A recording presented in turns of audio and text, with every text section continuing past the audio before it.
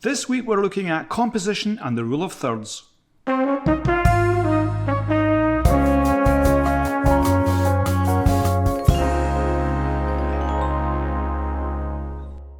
The rule of thirds is a great way to compose your pictures.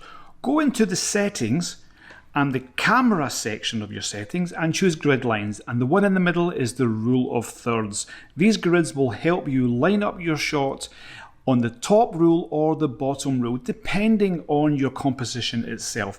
This will make your photos much more dramatic and will give them that extra zing.